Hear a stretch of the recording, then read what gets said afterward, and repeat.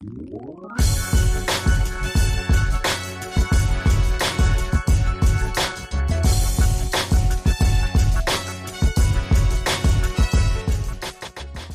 this is Will Swartstrom. This is Stefan Boltz.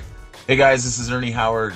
This is M.A. Phipps, and you're listening to 30-minute author interviews with Preston Lay. Woohoo! Welcome, everybody, to this episode of 30-Minute Author Interviews. Our guest today is DrewAvera. Thank you for joining us today, Drew. Thanks for having me on board. For those that might not know who you are or what you do, why don't you give them a little bio on who you are and what you do? All right. Well, like you said, my name is DrewAvera, and I grew up in Mississippi. And when I was 17 years old, I got the bright idea to join the Navy. And that was about 16 and a half years ago. And about 4 years ago, I decided that I wanted to pursue some things that was on my bucket list from whenever I was a kid. And one of those was writing books. And I started my writing career in 2012 doing National Novel Writing Month. So for the past 4 years and some change, I've been doing two careers at the same time. Still in the U.S. Navy, active duty. Just got back from a deployment in July on the Harry S. Truman. And just launched a new series called the Alorian Wars. So you said that you started writing 4 years ago. It was something kind of on your bucket list from when you were little. What was it that inspired you when you were little to want to maybe be an author one day? Well, my biggest thing was comic books. When I was about 11 or 12 years old, my parents were going through a divorce, and like most kids who were looking to kind of have an escape, my big thing was cartoons and comic books. And that was right around the time when the X-Men cartoon was super popular and Batman the Animated Series came out. And that was kind of my gateway into comic books. And my dad had this policy of, if he's reading, I don't really care what it is, as long as it's not pornography or whatever. So I would point at a comic book and say, "Hey, Dad, can I have this?" And he'd be like, "Grab it, son." So I'd grab it. And it was through comic books that, in about 3 or 4 years of collecting comic books, that I was in a grocery store and I saw a novelized version of The Incredible Hulk. And it was a book called What Savage Beast by Peter David. And I was not an avid reader. In fact, you might have even seen the Facebook post that I made about being in 8th grade and having to do a book report. And you get to pick your own book. And the only one that I saw that looked like it might be interesting was The Hobbit by Tolkien. Mm-hmm. And I was a lazy reader. And if it didn't catch my interest within a few pages, then it was like climbing a mountain. I just couldn't get into it and didn't want to by that point. And I only read 36 pages of it and got a D on the book report. But the fact that I saw a book in a grocery store and was willing to spend my allowance on it, you know, that was kind of a big deal to me. I was kind of making an investment in something that I didn't know whether or not I would like it. And come to find out, I loved it. I read that book cover to cover like 3 or 4 times within a few months. And at that point, I was like, I really wanted to be a comic book artist, but then the idea of, or maybe I could write a book, kind of sunk into my head. And I've always been kind of a creative person. Anytime the teachers in high school wanted us to write some type of story or something, I'd write something that would make them feel uncomfortable. Just being sarcastic and trying to make the teacher read something out loud that they wouldn't want to read. That's not actually how I write my books, but it was that kind of creativity that kind of made me think that I would want to do that one day. And like I said, I hit 30 years old, and I was looking, it's like, what did I want to do whenever I was a teenager? And the list was about 4 big things: astronaut, rock star, comic book artist, and write a book. And I'm a fat dude, so being a rock star probably wasn't going to happen. I didn't have a bachelor's degree, so being an astronaut probably wasn't in the works. I broke my hand whenever I was a teenager, and ever since then, drawing for long periods of time makes my hand cramp, so that probably wasn't going to happen. And the last thing on the list that might be able to happen was write a book. And thankfully, I stuck it out enough to finally complete that first draft, and I've been hooked ever since. So did you ever publish that first book that you ever wrote? I did. It's the NaNoWriMo book for 2012, the first book that I ever completed, was published, and still is. It's part of the Dead Planet series, and the book's titled Exodus. And I'm actually releasing the final book in the 3-book series next month, or November. I think this is airing in November, so this month. And, being the first book to ever be written, my opinion of it is I'm very proud of it, but I'm much more prouder of the things that I'm accomplishing now. Okay. Which I think most people would be. I think it's kind of like hearing your own voice on the radio. You don't know that that's what you sound like until you look back at it. You're like, oh, is that what I sound like? So the Dead Planet series was kind of what got me started, and it was dystopian. It's been compared to RoboCop meets Total Recall, which, to be perfectly honest, I don't know where that conclusion was drawn, but more than one person said it, so I'm going to take it as a truth. But the very first book that I attempted, I was going to try fantasy, because in my head, fantasy was what I thought I was supposed to write. And I got about 10,000 words in writing pen and paper, and then going through and copying what I had written that day into my computer. And it was kind of like the 8th grade version of me trying to read The Hobbit. Like I got a little bit of the way there, and I'm just like, oh, I just can't do this. And I was going to quit. And a surprising turn of events was I discovered National Novel Writing Month. And when I was looking into it, I was in the forum trying to get to know people. And I saw this guy who was fanboying about some guy named Hugh Howey, and who was on the forum. And I can't even remember what the dude's name was, but he was an older teenager, like maybe 17. And it was like, OMG in all caps, Hugh Howey, I can't believe you're in the forum. And I'm just thinking, oh, maybe this is some guy that did NaNoWriMo last year and was really cool or something. And then I Googled him, and I'm like, oh, man, this dude's self-published? Like, what's that?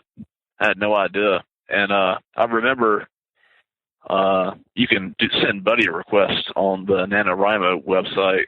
Hugh Howey accepted my buddy request, and then I asked him some question or whatever. And one of the things that was contributing to me wanting to quit writing was I took place in a forum that the naive version of me thought that people were there to kind of help and kind of mentor. But what it really was, and a friend of mine can attest to this, who was in the forum with me because he wanted to start the journey as well. It was a bullying forum where basically you throw your stuff up there and they tell you all the things that's wrong with it, but they tell it to you in a condescending way. Oh, wow. And yeah, it was a kind of a bad situation. It kind of gave me a thicker skin to a certain extent. Being in the Navy kind of did that too, where I don't really take what some people say to heart fully, but still I was kind of like, why am I continuing to do this? Because every time I throw something up on the forum to get somebody to critique it, they just kind of tear me apart. But whenever I was on the NaNoWriMo forum, it was a lot of, let's do this, guys. We can do it. 50,000 words in a month. And I remember for some reason, I thought it was an appropriate question to ask Hugh Howey. I was like, so I was in this forum, and they're telling me that I don't even write in a way that anybody would want to read. How I do it is basically garbage. You ever had to deal with anything like that, or what do you think about this, or proper grammar? I can't remember exactly what the question was, but his statement kind of sticks with me. And basically he was like, don't worry about writing for those people, write for yourself. And then if you like what you write, then somebody is going to read it and they're going to like it too. It's kind of the gist of what he said. And that was, kind of surprisingly uplifting, coming from a perfect stranger and me not realizing exactly who Hugh Howey was at the time. Mm-hmm. Now looking back at it, it's like, oh man, this dude's like the pioneer of, awesome things happening with self-publishing. Yeah. At the time, I had no idea that self-publishing was a thing, or that, there was different success levels with it. That was just me being naive and kind of ignorant. But that was kind of how all that happened. And I kind of approached NaNoWriMo with a renewed sense of motivation. And I remember I was at work on November 1st, and all I could think about was starting to write what ended up being Exodus.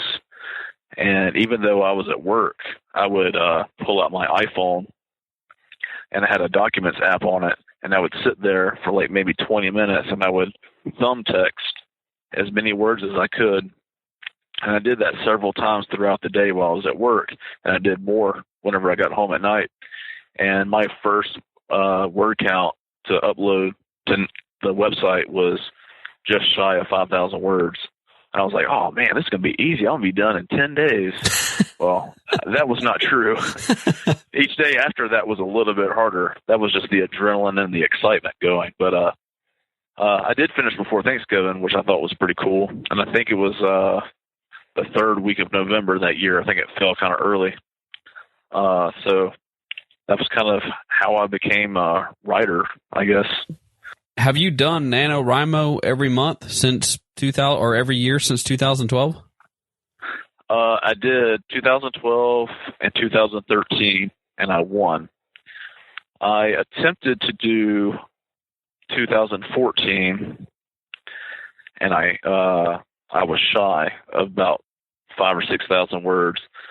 But I had just checked onto the ship, the Harry S. Truman, which is what I'm attached to now. Mm-hmm. And going from shore duty and working 8-hour days and having minimal duty, it's kind of easy to capitalize on your free time.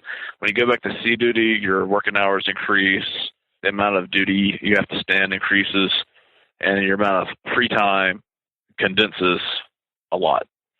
So the fact that I couldn't find enough time to get the daily workout in, and I would skip days, contribute to the fact that I was not successful at winning NaNoWriMo. But it didn't really bother me. I knew what I was capable of, and I knew that it was a completely different environment that wasn't exactly conducive to helping me achieve that. Mm-hmm. So it was kind of like, oh man, I didn't get it this year. I'll try again next year. The problem was I deployed last year right in the middle of November. So the last 2 weeks that I was at home was the first 2 weeks of November, and I was on leave to spend time with my family before deploying for 8 months. So my mind wasn't on writing. And then the first 2 weeks of deployment was the last half of November, and I was deployed for Thanksgiving and deployed for Christmas. And it was I'm not trying to have a sad story or anything, but whenever you're kind of away from home and deployed and you're in an environment that's not a happy place, it kind of drags down your motivation. And some people handle it way better than other people. And for me, it's kind of all that I could do to kind of maintain a good attitude. That took a lot of work, especially when you're in a leadership position and you have, at the time I had 6 junior people who worked for me. You're trying to keep them from fighting. You're trying to keep them from wanting to kill each other or try to kill you. Sometimes you got to look out for yourself. So you're trying to maintain that calm, and that takes a lot of energy that kind of saps away some of the creativity. But I had even resigned myself to the fact that I was not going to write a novel while I was deployed. But round about May, I changed my mind after I read the first 5 books of The Expanse. Mm-hmm. And I decided that I wanted to write space opera and military science fiction, which I had completely written off. I had told myself that I would never write military science fiction because I thought it would hit too close to what my real job is. Mm-hmm. And actually what I think it did was make some of the ways that I described some of the things about being on a ship perhaps a little more realistic when it comes to what it feels like. But reading The Expanse, which I don't really know what genre you would say it falls closer into. Space opera, yes. Military science fiction, yes. But it's got a lot going with it. It's got aliens and stuff like that. So, or the concept of aliens. And there was so much going on in that series, and I fell in love with it, that I was like, you know what, I want to write something similar to this. The dystopian stuff is very, very mopey, and, you know, you kind of having to put yourself in such a sad place in order to write some of those emotional things. And I didn't want to be sad writing, especially while I was deployed. So I decided to write something that would be happier. So I wrote the Broken Worlds, which is the first book in the Alorian Wars series, and it's about intergalactic war. So what could be sadder than planets blowing up? But for some reason, that was my idea, and I was going to go for it, and it ended up working out. I had heard this concept of writing to market, but of course, being deployed, you kind of seeing some things that people were talking about on Facebook, and you and I both kind of are in the same circle of friends on Facebook, and being within the community. So I never read Chris Fox's book about writing to market before I had the idea. But once I got home and I saw that it was available, I read it. I was thankful that I actually wrote to market, because it worked out pretty well. I was like, hey, this guy's telling me all this to do all the stuff that it done did. And I felt pretty good about it. I was kind of like a boost to my morale a little bit. That's kind of how that happened. The only other stuff that I wrote while I was deployed was some short stories. I had a short story that appeared in Alt History 102, which is one of the Future Chronicles spinoffs that Samuel Peralta puts out. And the rest of my deployment was pretty bland. So as you said, you were in Alt History 102, and you're also in the Immortality Chronicles. How did you get introduced to the Future Chronicles, and then how did you end up getting invited to write in the Future Chronicles? I honestly can't remember exactly. I want to say that I discovered it was either the AI Chronicles or the Alien Chronicles, and I saw the cover. I was like, oh, wow, that looks pretty cool. So I want to say that's kind of how I discovered some of the authors that were in those anthologies. And whenever I find stuff interesting like that, sometimes I'll send somebody a friend request, hoping that it'll be a contact that I can network with. And eventually, I want to be friends with people. That's the kind of the most important thing. But sometimes the things that people share can educate you, and friendship goes a long way, and education goes a long way. And a lot of people like to share information. And some of the authors that I was already friends with that were sharing the Future Chronicles stuff with introduced me to the group, and being part of the group ended up being my in for being part of the Immortality Chronicles. And there was a post where you were able to share some of your work. And my understanding of it is Sam goes through and he kind of vets some of the people to figure out if he's going to invite anybody to be part of the anthology. And I'm sure because he's a scientist, there's a scientific formula for how he goes about doing this. My, high school education roots probably have me thinking that he reads a snippet of your stuff, and then he checks to see how active you are within the community. And then if everything kind of gels, he might say, hey, would you be interested in writing for this? And that's kind of what got me into the Immortality Chronicles. And I think Alt History 102 was by invitation. I think for Immortality Chronicles, he said, does anybody want to write for this? And I think I raised my hand, and he allowed me to do it. But I think Alt History 102, he was inviting people to take part, so it wasn't an open call. Okay. But I had written a short story about what if the Nazis won World War II. And it was a story that took place in the future, but it was based on a different outcome of World War II. Not realizing that it was probably very similar to Man in the High Castle kind of premise, but I think he had looked at it and said, okay, this guy writes alternate history, so he invited me to take part. And that's kind of how I got involved, and that guy's kind of my hero. He kind of, being part of his anthology allowed me to have my name on a cover of a book that had a bestseller tag on it. Yeah. And that was pretty awesome feeling. And the first real royalties that were in any way substantial were because of my my story being included in some of his stuff. So he kind of helped me get my feet off the ground, and not just with the anthologies, but also with helping me spread the word about the Alorian Wars. So I owe a big debt of gratitude to Mr. Samuel Peralta. That guy's awesome. Yeah, he is. And so you said that you're finishing up your Dead Planet series this month. Can you kind of give everybody the book blurb with non-spoilers on what that series is about?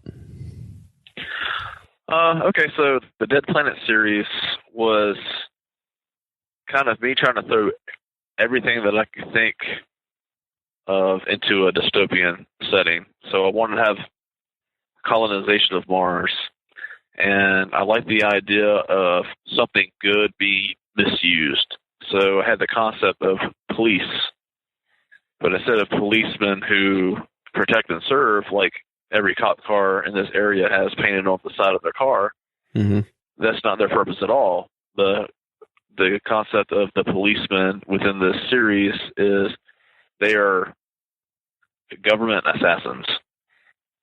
But instead of having a legitimate government that is maybe democratic, or it really doesn't even matter what the government is, but everybody's familiar with our 3-branch system, so nobody can really be super corrupt without somebody else saying, hey, you're being super corrupt right now.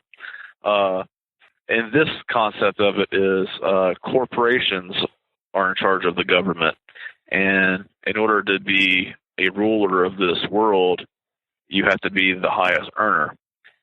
And basically what they do is they keep sending these hitmen, who are called policemen, after each other in order for them to vie for power. So when you're in the fold, you're good to go. But when you start trying to amass more power so that you have more leverage over the whole, then they off you. And essentially the world gets to the point where they can't sustain profits because they set their society up to be so dependent upon the government that now all the profit margins are falling. So they're kind of like rats trying to escape a sinking ship. So they decide that the best thing to do is not just leave, but they're going to kill off the planet and everybody that's left behind. And their plan gets discovered by a scientist who just so happens to be the sister of a policeman. And together they uncover the kind of the ruse that's taking place, and they try to save Mars. And throughout the series, they encounter things that are completely foreign to them by returning, or not necessarily returning, but humanity goes back to Earth from Mars, and they find that the same type of stuff is taking place because humanity can't really escape that kind of nature where people who are in power can fall into corruption. Kind of the idea of absolute power corrupts absolutely. That was something that a history teacher of mine told me when I was in 9th grade, and it just kind of, that concept kind of followed me throughout writing the entire series, that the people who were in power can fall into corruption, and this is what's going to happen. And so that's out later this month. And then your latest book that you've released, as you said, is Broken Worlds. It's book 1 in the Alorian Wars. How many books do you see being part of that series? I jokingly say 9. Okay. And I jokingly say that because I really want it to be 9, but I don't know if I don't know if it'll get that far. I have ideas for what I want to do as a prequel that kind of leads up to kind of the political scheming for this galaxy. And the stuff that kind of leads up to that, I don't know if it should be part of the actual series or if I should make it a spinoff. If I make it a spinoff, then there won't be 9 books in the Alorian Wars because all that story idea is going to have to get put somewhere else. Okay. But so far, I've got it outlined for the first 3 books, and I'm wrapping up the second book now. I should finish it up tomorrow, and then I'm doing the 3rd book in the series for NaNoWriMo this year. Oh, that's awesome. So when do you think book 2 might be out? December. Oh, wow. Okay. Do you have a working title yet, or are you going to announce that later? Oh, I've already announced it. It's the second book in the Alorian Wars is called Deadly Refuge, and the 3rd book is going to be called Mutiny Rising. That's right. Have you already released the cover for book 2?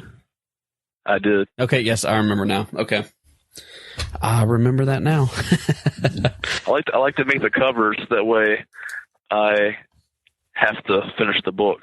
Right. That way I didn't waste my time making the cover. There you go.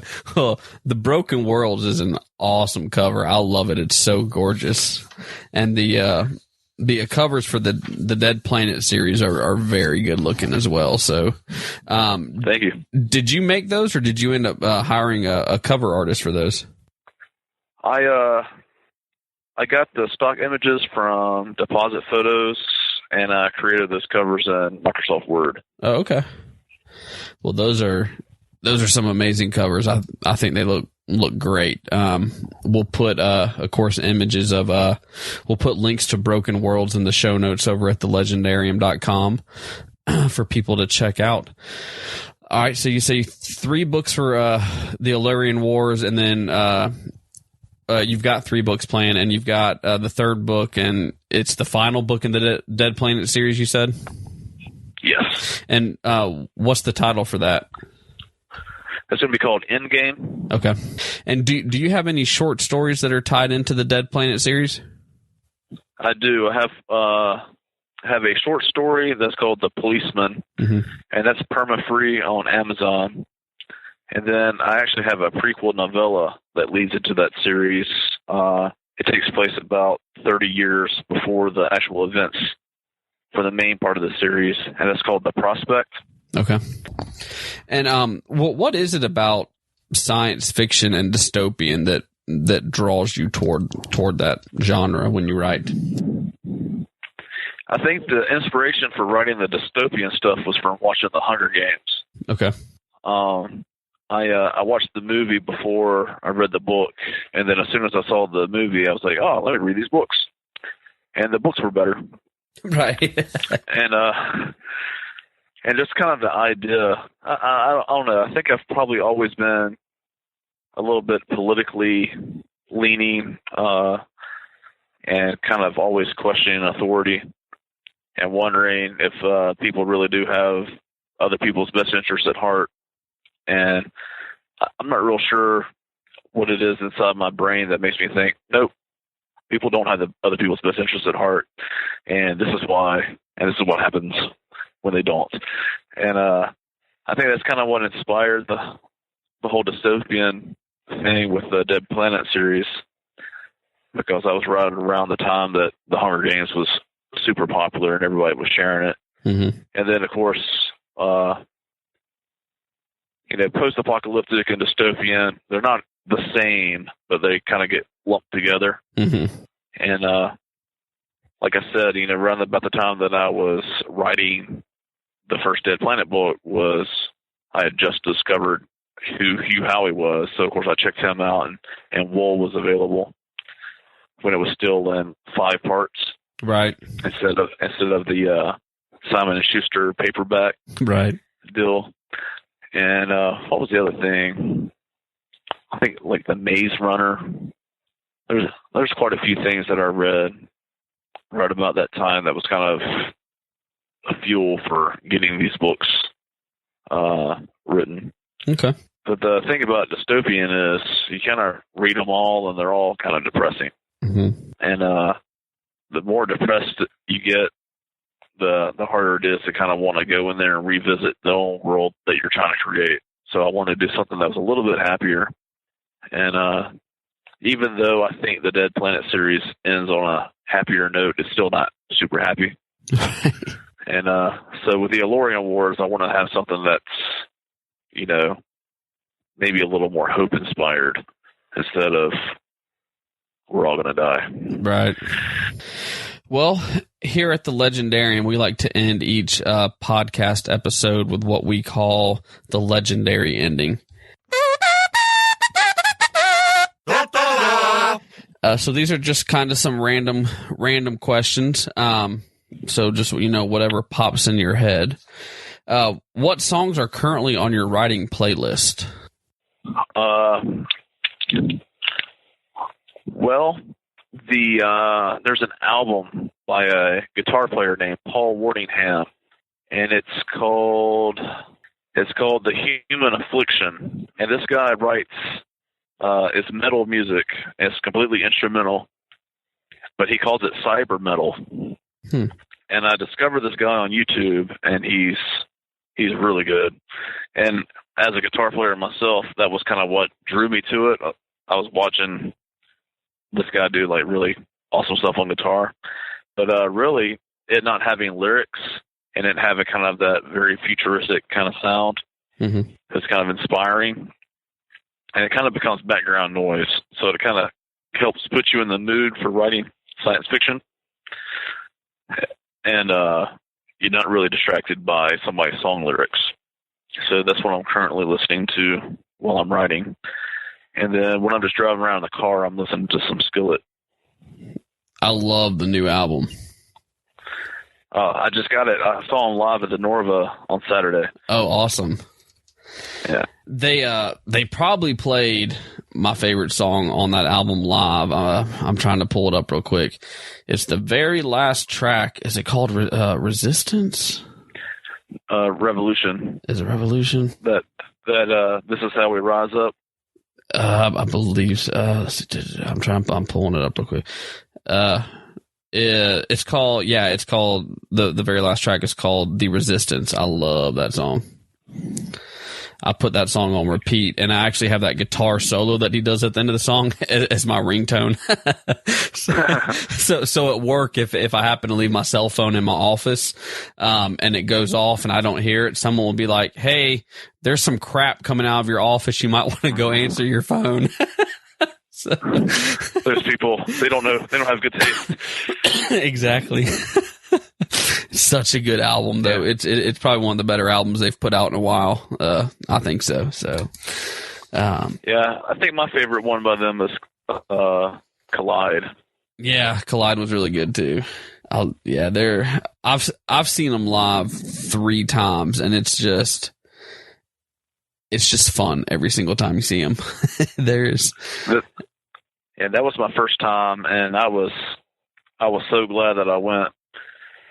And I took my 12-year-old and my wife, and I didn't realize that my 12-year-old listened to as much Skillet as she did, but she was sitting there right next to me singing along. And I'm like, really?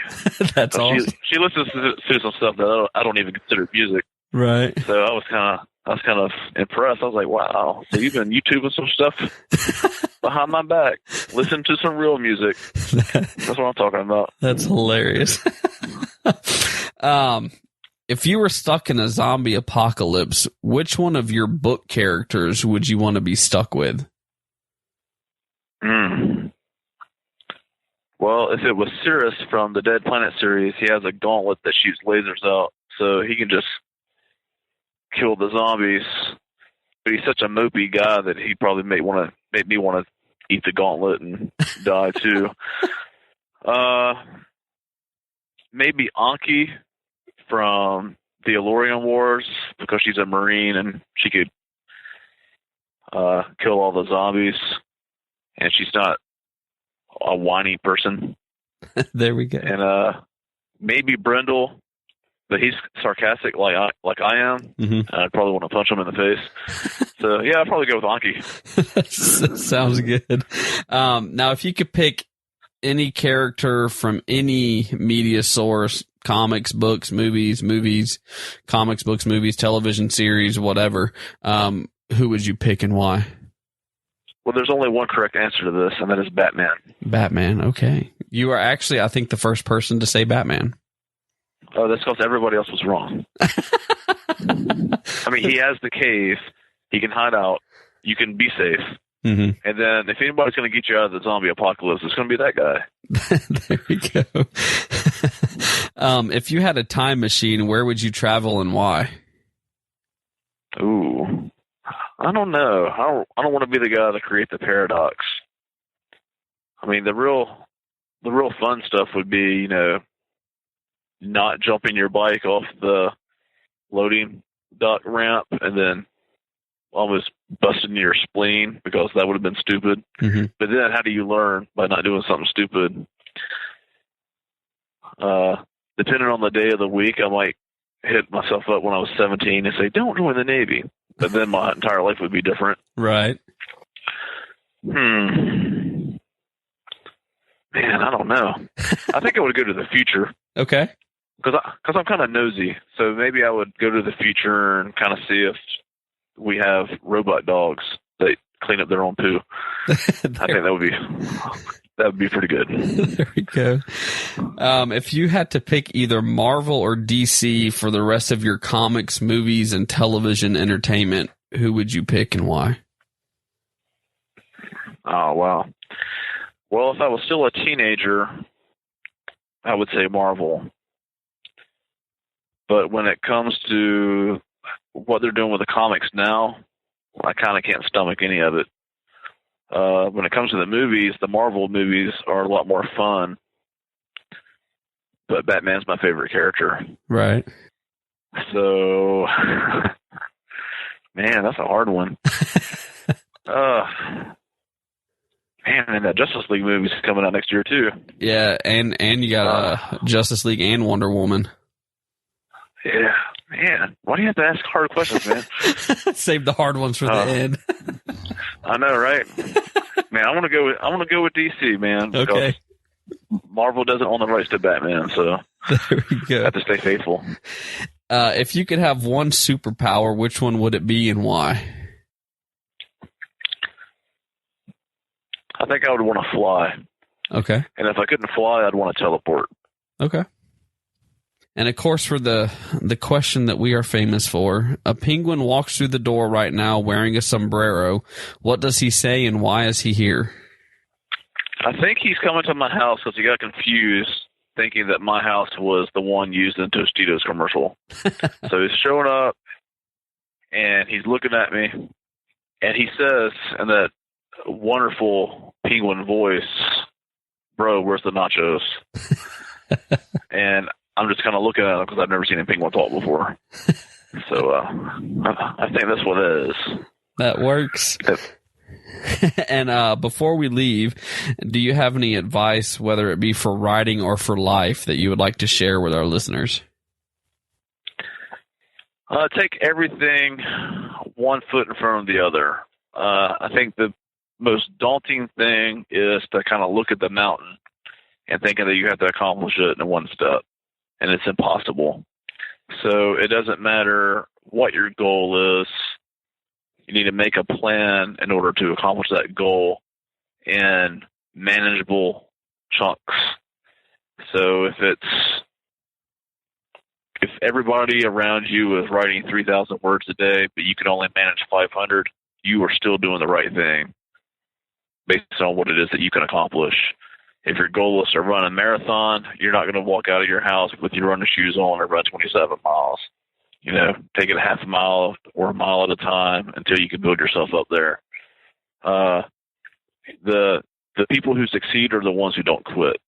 And I think a lot of people who have big aspirations and don't know how to tackle it in a manner that is healthy, they end up quitting. And I was a quitter too. I wanted to quit writing whenever I was starting off that fantasy novel that I did 10,000 words written down on paper, and I wrote myself into a hole and thought that it was just another thing that I wasn't going to accomplish, and I was pretty resigned to that. And it was just because there was something about the bad taste of quitting in my mouth whenever I had said that led to me finding NaNoWriMo and establishing friendships with people who were encouraging. So the big thing is, form healthy relationships, form healthy patterns on what it is that you need to do in order to accomplish something, and set realistic goals. Rome wasn't built in a day, and whatever it is that you're trying to accomplish might not be able to be accomplished in a short period of time, but over time and continuous processes, you will be able to accomplish it. Sounds good. That's some great advice. And where can our listeners go if they would like to learn more about you or your books? Well, I have a WordPress blog, and that is DrewAvera.wordpress.com. But please note that my last name is spelled with an A at the end instead of a Y. And then you'll get a little bit of information, but if you really want to be part of the crazy, just find me on Facebook, Drew A. Avery. I post a lot of random stuff. Sounds good. Well, we'll put links to all that in the show notes over at legendarium.com so people can head on over to your site or Facebook or your Amazon store and check your stuff out. I appreciate it. Yep. Well, thank you for taking time out of your day to come on 30-minute author interviews. I appreciate it. Thank you. Have a good night. You too. Are you a Drew Avery newsletter subscriber? Well, I got great news for you if you are. Drop him a line and let him know that you listened to this podcast episode, and he'll give you a free ebook copy of his book Exodus. And don't worry, if you're not a newsletter subscriber, head on over to legendarium.com, check out the show notes for this episode, and sign up for his newsletter. Then drop him a line and you can get the book as well. But hurry, guys, this offer ends at the end of November 2016. And until next time, guys, remember to stay legendary.